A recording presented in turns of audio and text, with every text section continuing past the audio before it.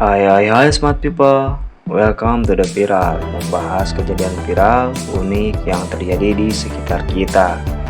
Dari mulai film, olahraga, ataupun informasi yang lainnya. Siapa sih yang nggak tahu sama Presiden Ukraina? Yap, Volodymyr Zelensky, pria kekar, perkasa, pemberani, dan lucu. Zelensky berusia 44 tahun dan ia dilihat oleh banyak orang sebagai komedian dan aktor sinetron yang mana tersanjung ke kursi kepresidenan.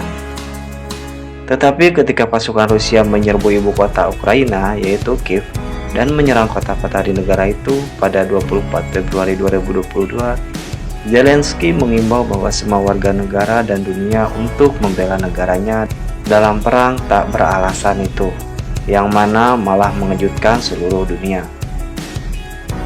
Rusia dengan licik menyerang negara kami pagi ini, seperti yang dilakukan Nazi Jerman selama Perang Dunia Kedua. Rusia telah memulai jalan kejahatan, tetapi Ukraina membela diri dan kita tidak akan melepaskan kebebasannya. Tidak peduli apa yang akan dipikirkan oleh Moskow, kata Zelensky. Yap, pendirian sang presiden Ukraina itu pun menuai pujian.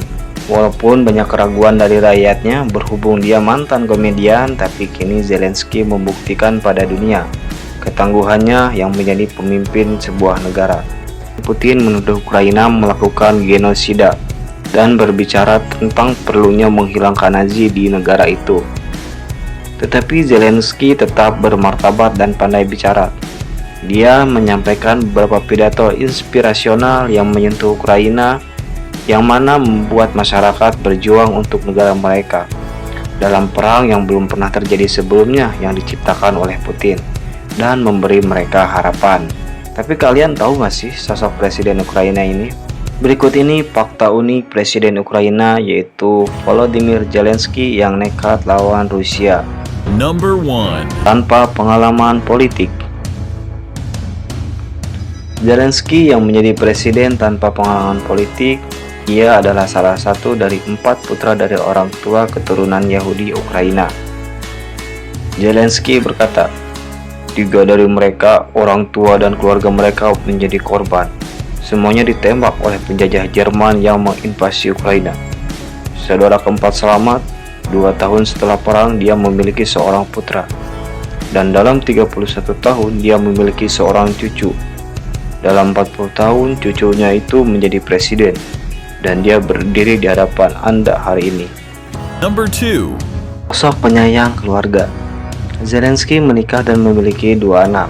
Dia lulus dari Universitas Ekonomi Nasional Kiev pada tahun 2000 dengan gelar sarjana hukum. Tetapi memilih jalur karir yang berbeda. Dia membentuk grup komedi yang bernama Kvartal 95 dengan aktor lain. Dan pada tahun 1997 dan pada tahun 2003 grup tersebut mulai memproduksi program televisi. Selama pidato pelantikannya pada tahun 2011, Zelensky mengatakan kepada anggota parlemen, "Saya tidak ingin foto saya di kantor Anda. Presiden bukanlah ikon, bukan idola ataupun potret. Gantung foto anak-anak Anda sebagai gantinya dan lihatlah setiap kali Anda membuat keputusan." Jika kita melihat kembali ketika gagasan menjadi kepala negara bahkan tidak ada di benak Zelensky pada tahun 2006. Ia menjadi berita utama karena memenangkan Dancing with the Stars di Ukraina. Rekaman itu baru-baru dibagikan oleh seorang Katabu, seorang pengguna Twitter yang mengunggah video konten menari dalam versi Ukraina dari 16 tahun yang lalu. Rekaman itu menjadi viral sejak saat itu, menunjukkan versi pemimpin hari ini yang jauh berbeda dan santai dari zaman dahulu. Pada 24 Februari 2022, Putin menginvasi Ukraina dalam serangan militer yang tidak beralasan, dan Zelensky menunjukkan betapa dia adalah pemimpin sejati. Number 3. Sosok yang diragukan tapi ternyata membanggakan. Ya, begitulah. Awalnya banyak orang Ukraina meragukan dia tentang kepresidenan Zelensky karena fakta bahwa ia dulunya adalah aktor komedi dan bekerja di bisnis pertunjukan. Bahkan menurut DW, Beberapa tahun yang lalu, Zelensky adalah seorang aktor dan penghibur yang menyindir korupsi dan salah urus di Ukraina dengan memerankan Presiden Ukraina dalam serial televisi populer Number 4. berkampanye dengan stand-up komedi pelawak menang pemilu. Pada tahun 2018, Zelensky beralih ke politik dan mengumumkan pencalonannya sebagai presiden di bawah Partai Hamba Rakyat. Selama kampanye kepresidenannya, ia terus melakukan tur dengan rombongannya dan mengejek lawan-lawannya dalam rutinitas stand-up komedi. Dia memenangkan pemilihan, mengantongi lebih dari 73% suara di Ukraina. Dia menjalankan platform untuk mengakhiri perang dengan Rusia dan proksi separatisnya di Ukraina Timur, dan berjanji kepada rakyat Ukraina untuk menemukan cara untuk menyelesaikan konflik 8 tahun di Ukraina Timur dengan separatis yang dikendalikan Rusia. Mungkin bisa dicoba nih buat yang mau kampanye supaya dipilih, tapi jangan sampai mengecewakan rakyatnya, apalagi sampai malah korupsi. Number 5. Menolak untuk dievakuasi. Presiden Ukraina ini telah melakukan beberapa gerakan kekuasaan yang memenangkan hati orang-orang Ukraina, tidak hanya di Ukraina, tetapi di seluruh dunia. Penolakan atas tawaran Amerika Serikat untuk mengevakuasi dari negara itu dalam perang membuat orang Ukraina semakin bangga padanya.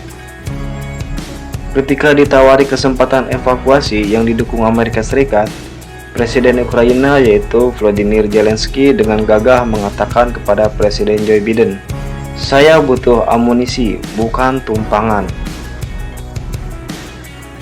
Sementara itu, Biden mengesahkan pelepasan bantuan militer senilai 350 juta US dollar ketika pasukan Rusia mulai menyerang Kiev pada hari Sabtu.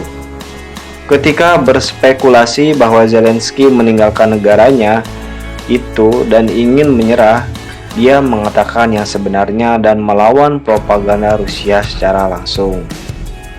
Yap, itulah biografi atau fakta seputar Presiden Ukraina yaitu Zelensky. Terlepas dari pro atau kontranya perang antara Ukraina versus Rusia, mungkin smart people bisa menanggapinya secara masing-masing. Intinya, kita harus selalu bersyukur supaya negara tercinta kita ini yaitu Indonesia tidak akan terjadi perang lagi seperti dahulu dan selalu damai. Jangan lupa like, comment, share, and subscribe-nya jikalau kalian suka dengan video ini. Kalau tidak suka, silahkan kalian dislike. Untuk selanjutnya Mimin bahas tentang apa lagi ya? Silahkan untuk bicara di dalam komentar. Sekian dan terima kasih.